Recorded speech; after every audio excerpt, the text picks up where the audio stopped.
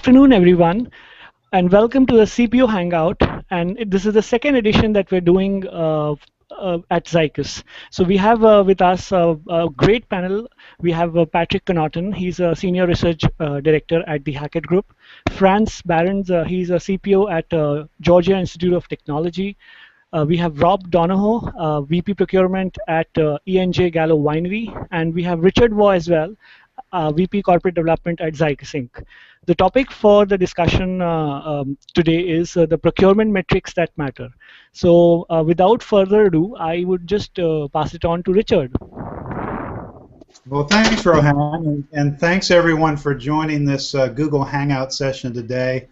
Really happy to be joined by esteemed procurement leaders and thought leaders. As Rohan just mentioned, Frans, the CPO at the Georgia Institute of Technology, Rob, the VP of Procurement, E&J Gallow Winery, being our procurement leaders, and Patrick Connaughton from the Hackett Group being the thought leader, really covering this space, analyzing and benchmarking those things that Hackett is so well renowned for. So a great panel, and I think a great topic, too. We want to talk about, and Zycus, we're happy to be your host for this session. We're a solution provider. We have a full suite of source-to-pay solutions that we call the procurement performance solutions, but we recognize that our customers deploy technology, obviously not for the sake of technology, but to get a result, and it's that performance.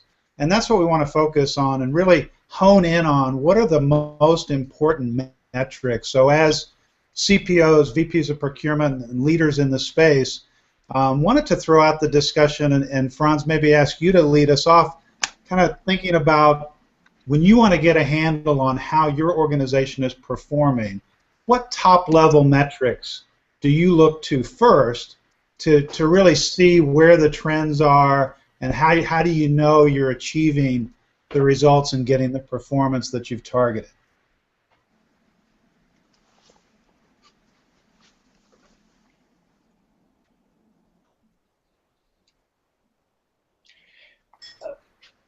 Well, this is Frans Barends. I'll go ahead and put a couple items on the table.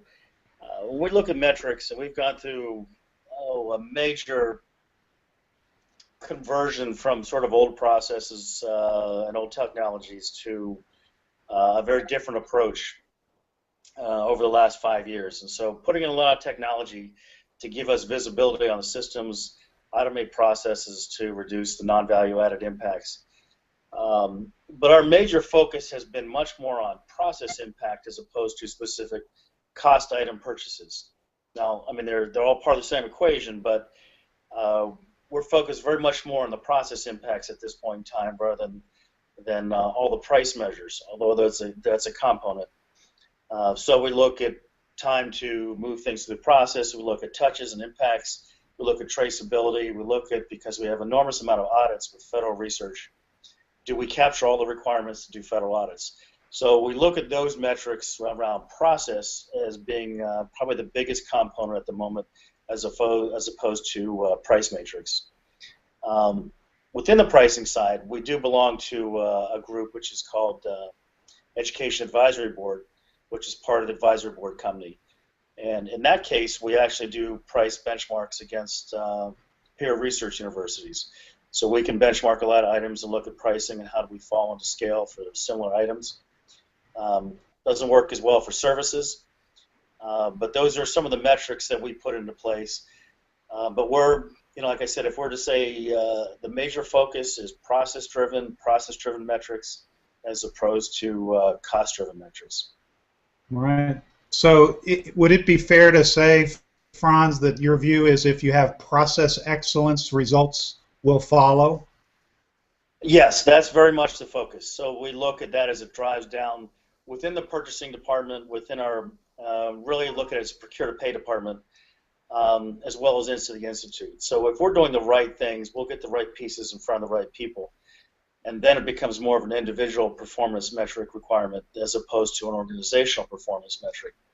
Doesn't guarantee everything, but you have a much better picture at that point, I believe, to move forward and be well suited. Great perspective.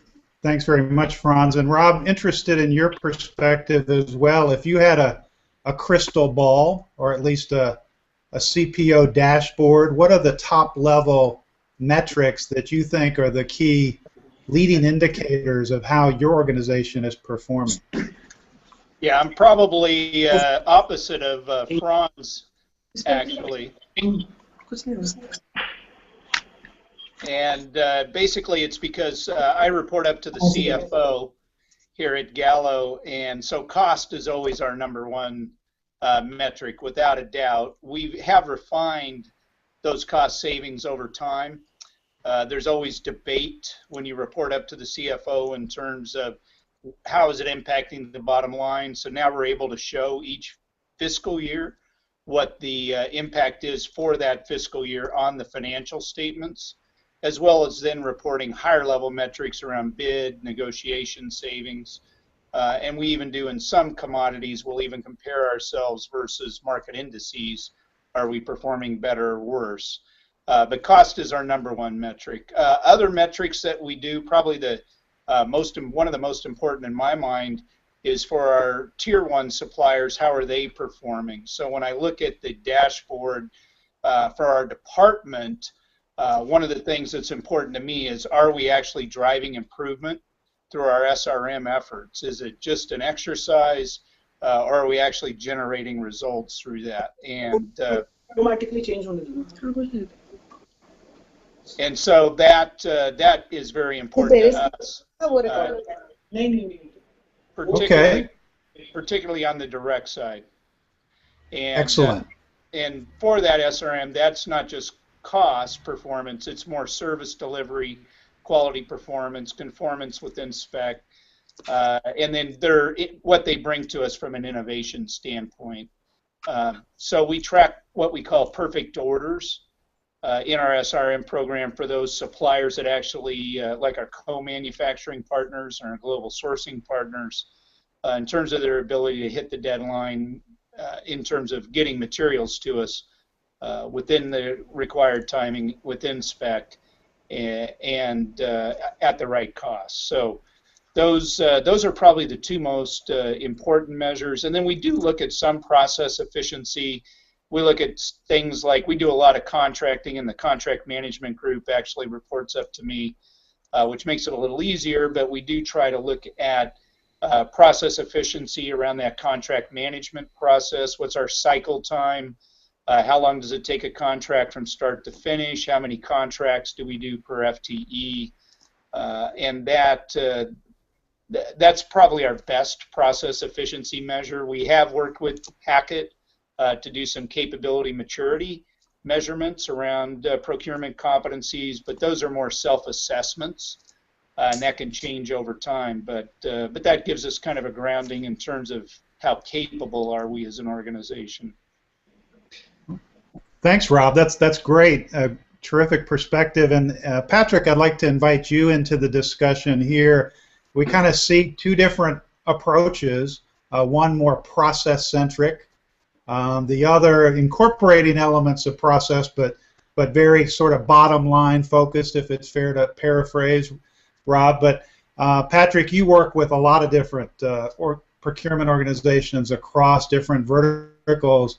How would you compare and contrast these approaches, and what do you see as some of the core metrics that certainly world-class organizations are using, the ones that you encounter? Sure. And, I think we covered a lot of it, and when we talk to companies, they start with the cost of procurement internally. What are your operating costs? They start with the savings. So what are you able to save year over year?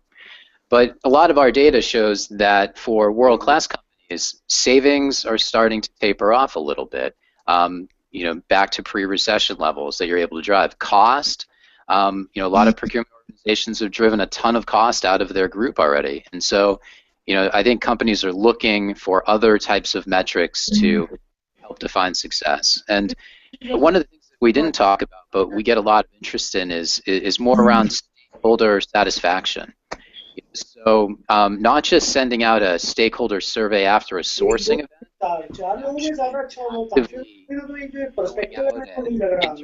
stakeholders and having an effort on that.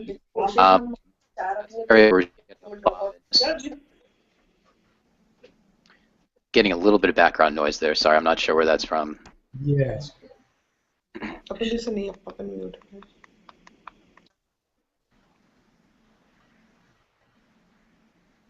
Yeah, sorry, Rohan, we might be getting some background from your side, but Patrick, please continue. So hopefully you caught what I was saying, but essentially, in terms of the metrics, we see a lot of metrics around cycle time, efficiency and effectiveness, savings and cost. But increasingly, we see companies looking into stakeholder surveys, trying to understand potentially a net promoter score or some other measurement that really helps to say, are we really doing something as a procurement organization that's driving change? Are we becoming more of a trusted advisor? I think a lot of the traditional metrics, while it's great to measure efficiency and effectiveness, sometimes you don't get a true picture of, is procurement really becoming a change agent? And are they becoming that advisor that the business is looking for? So you have to find other ways to measure that. And so that's really an area that we're seeing increasingly attention. Thanks very much, Patrick. And I'd like to pick up on that point that you mentioned. And by the way, Frans and Rob, Patrick and I are going to be co-presenting a webinar next week on this same topic. So we're getting to do a little market research with you ahead of time. So appreciate that. And it's the same topic, the metrics that matter. So we've put together a top 10 list. So just like David Letterman, who I guess is soon to retire, I think we'll all miss him.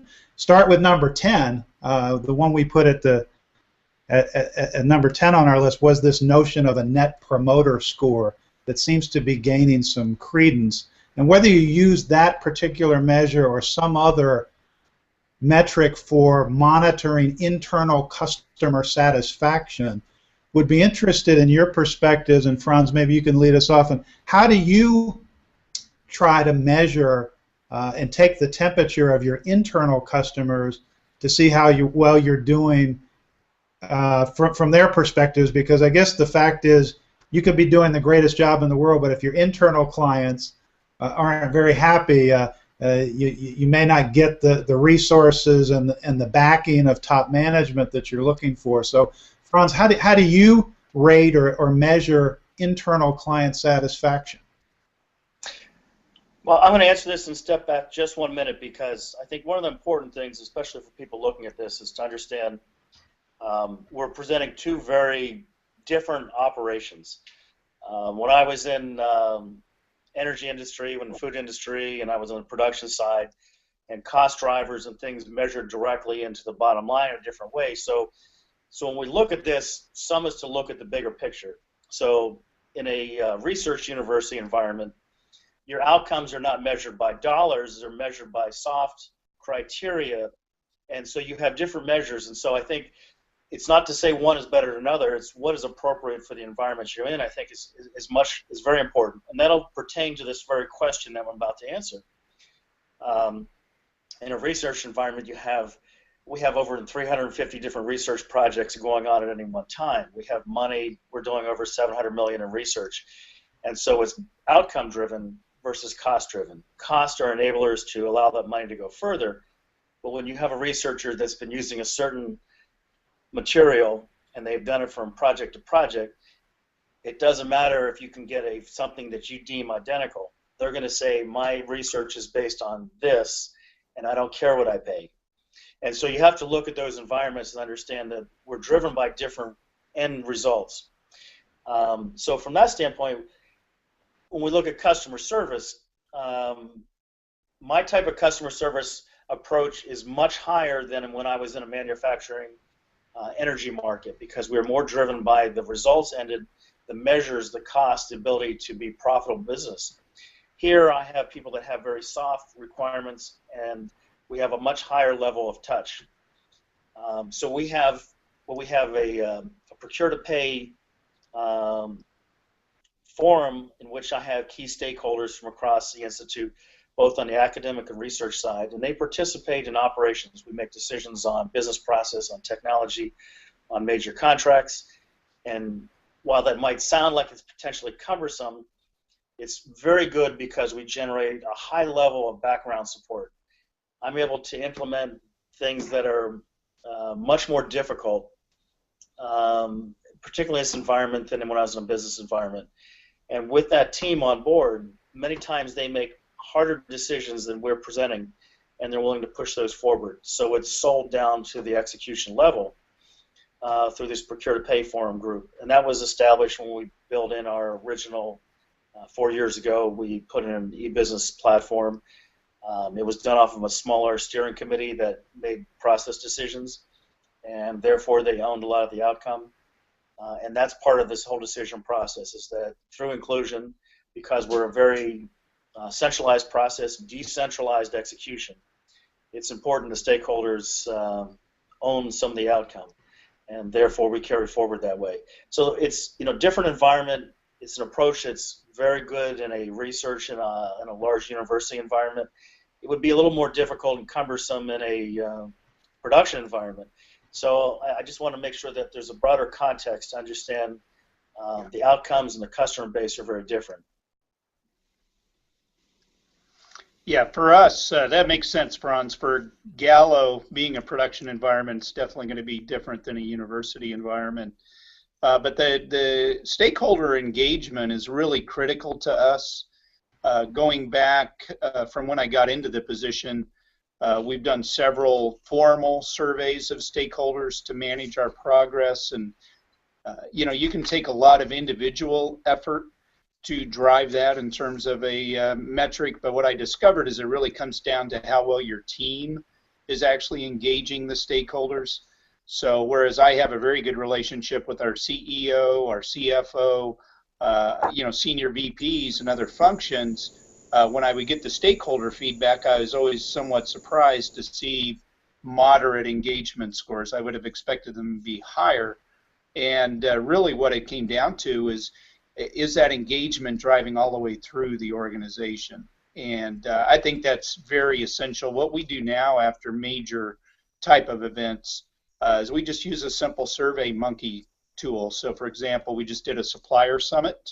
It's our second one. We did one in May, and we surveyed all the suppliers who participated, but also our internal stakeholders, to see what level of engagement they felt like we were driving. And there was definitely a big improvement this year in that level of engagement than there was the year before. So I definitely think it's something, whether you call it a Net Promoter Score, that's really critical, because like you said, Frans, you can't get anything done unless you have that executive support. Great perspectives, and really talking about how do you engage more of the stakeholders earlier in the process. And I think it's reflected then in that set customer satisfaction type score. But I'm assuming that one of the big reasons for doing that as well is to get more procurement influence or control over spend by being able to collaborate effectively with those different stakeholders. And kind of segueing into that one, I'll jump up to the top of our list. We actually said that spend under management, or spend influence and control by procurement, is number one on the top 10 list that we created, sort of with the thought that that's going to be the basis of your potential savings pipeline. If you can't touch the spend, how can you effectively control it? So Patrick, maybe to kind of segue into that discussion, spend under management or spend influence and control, I know you keep a lot of benchmarks on this, and kind of what do you see as world-class performance in terms of the percentage of spend controlled or influenced by procurement? And maybe we'll talk to our procurement leaders too about what their targets are and what are some of the tougher categories to get stakeholder engagement on, whether it's legal or marketing or those kinds of things. How do you get more spend, influence, and control? So Patrick, your perspectives on that. Sure. So yeah, we do measure this across what we call world-class and peer, so the rest of the world. And we differentiate between influence versus sourced versus just under some type of formal and documented strategy. But what we see is that in the world-class category, it's anywhere from 85 to 96% of the spend is actually being influenced today. For peer organizations, it's much closer to 65, 69% in some cases, so it's much lower. And that's for world class, it's a very high number. When you think about actually having influence over 96% of spend, that's significant. And I think a lot of these world-class companies have really been actively linked to that tail spend and put tactics in place. Everything from spot buying tools, to really getting deeper with these indirect categories. So those are the numbers that our benchmark shows today. Okay, and Frans, you've already alluded to the fact that there's going to be some variability by industry, and certainly in a research university environment, I'm imagining that there are some additional challenges getting procurement influence or control over certain categories of spending. So, what do you think is the right target in your particular environment, and what strategies do you have in place for trying to increase procurement's influence, spend influence, or control? Well, you bring up an interesting topic in higher education. Higher education as a whole has been, particularly when you get to research, very decentralized. So that's why I have had a significant focus on process and technology. I want to go ahead and bring as much visibility onto the table and then move that into the ability to add value, and that's been the major focus. Bringing in systems, e-business systems, travel and expense, all of those various processes and different rules, and that's been the major focus. So, for instance, P-card for us went from 50 million down to 29 million in the last couple of years. So we diverted that into much more visible processes. Other measures that come into that, we have enormous amount of research audits. So we do 500, almost 600 million of research spending related to federal. And we invented, once we implemented these processes, there's a federal review, it's called a CPSR. It's Contractor Purchasing System Review. And Georgia Tech scored, which was very well. We had an 87 score back in 2010. We implemented a whole range of processes and new systems, and we scored what was the first 100% federal score on those same things. And that's really because you have the ability now with all of this to see everything. And then your ability to influence is now changed because the visibility is so much higher. So in the federal review, we scored extremely well on that because the documentation, we integrated imaging systems, the whole procure-to-pay process, the back end, made changes on P-card, reduced those programs. And that really is the big issue. We aren't necessarily taking people's requirements from them. It's just the ability to help them execute those requirements. So rather than saying, we're going to tell you what you're going to get, it's we're going to help you get what you need to get. And so that really is the biggest focus difference for us, is not to because we do have very decentralized spend. It's not a lot of things with a few vendors. It's a lot of things with many vendors. We have active vendors, 10,000, and some vendors are one-off. You're buying one item, and you move on to the next. So it's a different purchasing base than when I was in energy and manufacturing and food industry and so on. So that's that visibility which is so much more important for us, and that's why I've been very focused on systems and process to help boil that up. Control that's underspent at this point in time. It depends on how we measure categories, but we're definitely in the high 80%. So that's, from a university standpoint, that's very good. Very good. Can we get better? We will over time. But that's why our focus is where it is. It's around the overall process and technology.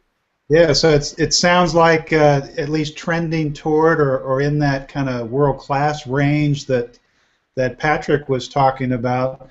Rob, interested in your perspective as well. Where do you think you are at Gallow in terms of spend under management or spend influenced and controlled by procurement, and where would you like to be, and what are some of the biggest challenges, the tough categories to get control on? Yeah, to me it's a value equation. I'm not sure and definitions have a lot to do with this.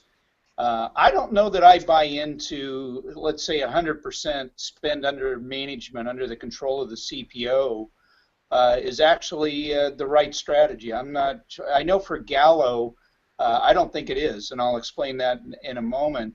When I look at our own spend under management today, we probably influence, I think is a better term, it's 2/3 of the spend, and by influence, we do have P cards, we do have other programs, we've defined the policies for that, the reporting requirements, we do the analysis around that. Zycus, put in a plug for Zycus, we just installed their spend analytics tool, which includes our P card transactions, as well as T&E system, as well as our general ledger system, so that we can really get better insight into that spend. So I would say we're influencing that, or exerting some control or oversight on that spend. But our single biggest category is grapes. And I don't know that I'm the right person to be buying the grapes for the winery. I really don't. We actually have that today underneath the authority of our head of wine growing. And the philosophy there is to hold the wine growers, winemakers, accountable for the ultimate product, both from a cost and quality standpoint. If you put them in charge, they have a separate group, a grower relations group, that's very well established and has very good systems, but you make them responsible for that, so that way they don't come back and say, well, I can't make good wine because Rob's buying me lousy grapes. This way they're accountable, and it really enforces that accountability. If you exclude grapes, we probably influence 85 to 90% of the spend. Single biggest category that we don't have enough influence right now is marketing agencies.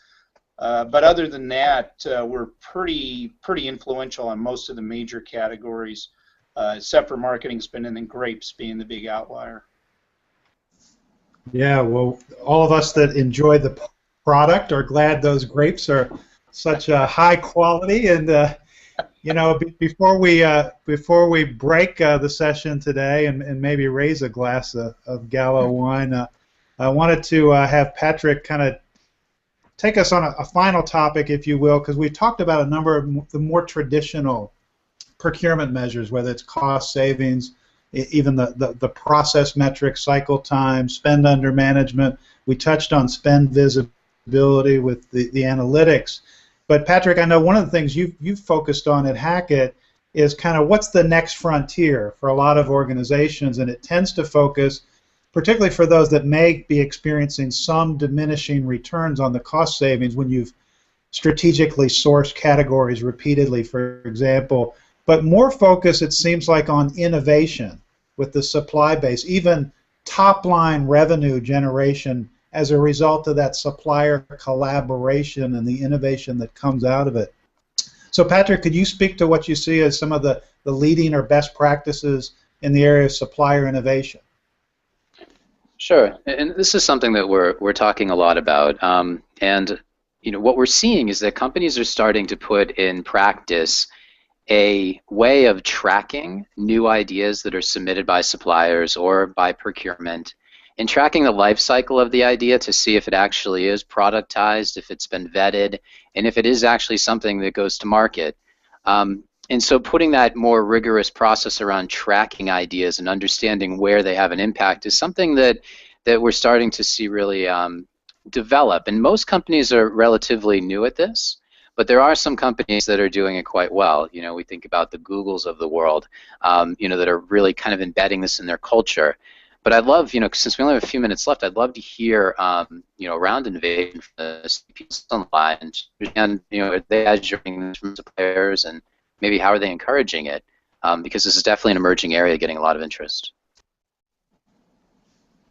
Sure. Frans and Rob, would you like to weigh in on kind of how you look at supplier collaboration and maybe try to track or measure the contribution that's coming from your suppliers in the way of innovation? Yeah, I don't know if you want to go first, Frans. I'll jump in there. I mentioned the supplier summit, and that was the topic. The overall theme of this year's supplier summit was innovation. But starting last year at the supplier summit, we gave our tier 1 suppliers that were invited to the summit an opportunity to present to us 3 value-creating ideas.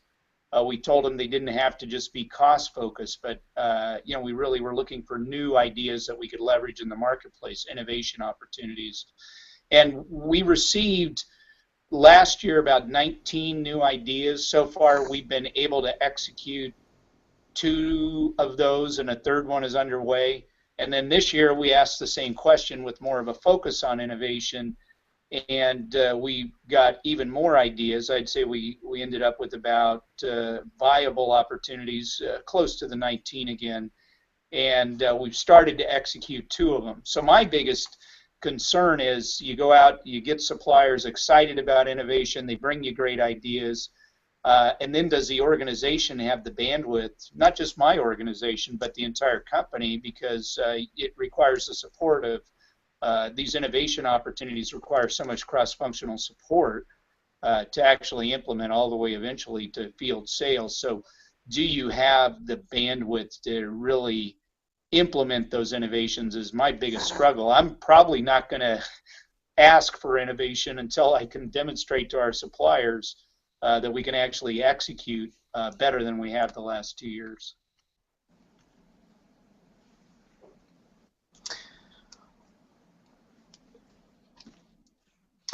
Thank you. I'm going to jump in and make a couple of comments. This does tie back to the previous, and I think that I'm just going to define when we look back at control, spend under management, and I define spend under management as spend that's managed effectively by the organization, not does it cross my desk. And those are 2 different things. Are there processes, are there professional processes, trackability, and so on, for parties that have responsibility to execute. And so with the grapes, clearly that's a highly managed process. It may not be one you do directly, but I think that that's the reflection of the organization, is that the organization is managing the things for which are important and influence their outcome. When it comes to suppliers, it's exactly the same thing. It's, you don't want to be the only person that's managing ideas. I like to think I'm smart, but I'm not nearly as smart as all the rest of the people out there combined. And so without suppliers being actively engaged, you're in a stagnant process. And so, I think that, just like, Gallow and highly engaged with their suppliers, that's, to me is a mark of success. It shows that you're being innovative, you're opening the door to so many other ideas that as an organization you couldn't possibly, contain yourself. When we do research, if we didn't have good suppliers, we couldn't possibly execute those results. Yeah. And so that it's a 2-way street. You have to have that exchange. And I think the companies moving forward, the ones that are most successful are the ones that are engaged with the people they work with. And I'm not sure there's a single formula. I think it's a process you have to accept, and you have to understand that if you are a manager of good ideas and processes, that's the best thing. You don't have to be the source of those defined outcomes. Right. So get the best ideas from everywhere, including the suppliers, and then to your point as well, Rob, make sure that you can fulfill that demand once you create it, that you can act on those ideas. And we've certainly gotten the best ideas today from some real thought leaders in our space. Patrick, I know mission accomplished for us in doing our market research for the webinar we're going to cover next week. So really want to thank everyone for their participation today, for all the great ideas that you shared in the collaboration for our Google Hangout session today. Thanks so much. Appreciate your time. Okay, everyone. I enjoyed it. Thank you. Yep. That was enjoyable. Thank you very much.